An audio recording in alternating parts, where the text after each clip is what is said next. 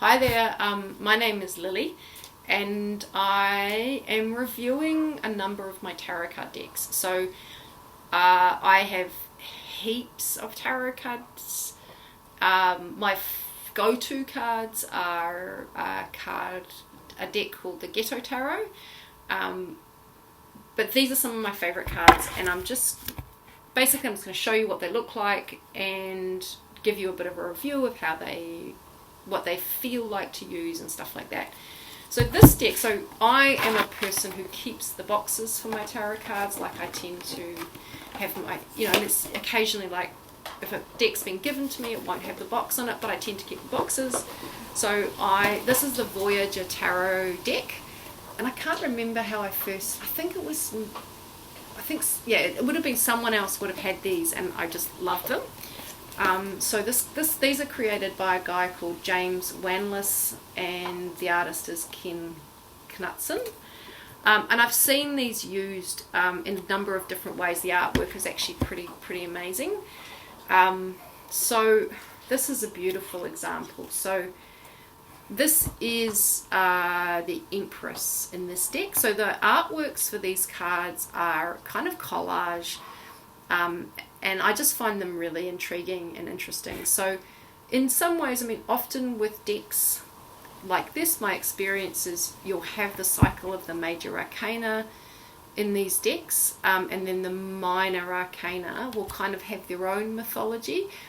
So the mythology of the major arcana are similar to the mythology of the Rider-Waite deck, but the minor arcana tend to kind of go off and be this kind of new mythology.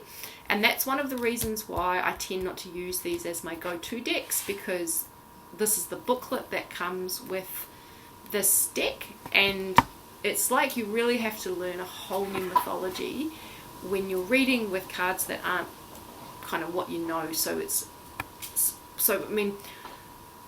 When I read with these cards, what I would do is move between my knowledge, so that I would map that onto these cards. I will often look at the book, and then I will look at the images, and I'm just showing you a few of these amazing collage, sort of photographic collage images, and it's the combination of the three of those things that kind of make the reading kind of speak and come alive. So I'll see if I can find you. Oh, that's a cool, they're just such cool cards. That's the Magician, and you'll see that because my camera, I'm using my Mac camera, and that's reversed. That's the way that it is.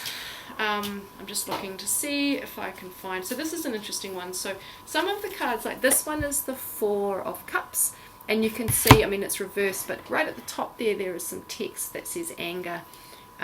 So some of these cards have these extra kind of like these little signifiers that are on them to support when you're reading for yourself or for someone else, so to kind of like show you what the card means, sort of what the author of the card was trying to kind of explain with the image of the card.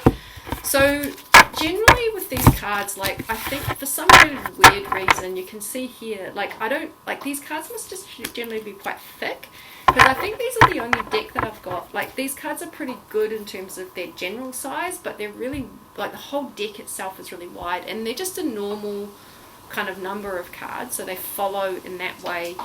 I think there's 72 cards off the top of my head in a normal tarot card deck, and these cards are the same, but for some reason they're quite wide. They are quite shiny, so you can see the shininess there, which means that they can be quite sticky, but they're not too bad to use. And as I said, like they're not my go-to, but I really love these cards in terms of the images.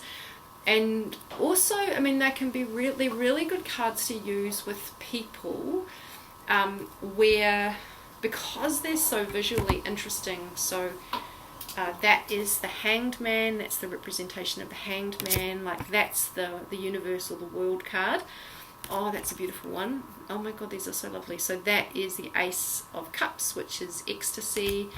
This is they're just beautiful. And so because they're so visually interesting, they're quite good when I'm using them. If I'm doing a face-to-face reading with a client, they're very good because they're really engaging for the client. And so often the client will look at the card and there's something within the card that they really strongly identify with. And so they're really cool when you're working with people, because they're very, they really do visually speak to people. And so whether it's the colour, or there's something about the imagery, or there might be something in a story. So if you've got lots of different cards going on, there might be something in that story that really speaks to people. Yeah, so they're really beautiful cards. I definitely am glad that I've got them in my collection, even though I don't use them that often. And it's it's lovely to be kind of reconnected to them. And yeah, I mean some cards I buy them and then I don't use them and then I'll give them to somebody, but these ones are definitely keepers for me. So thanks.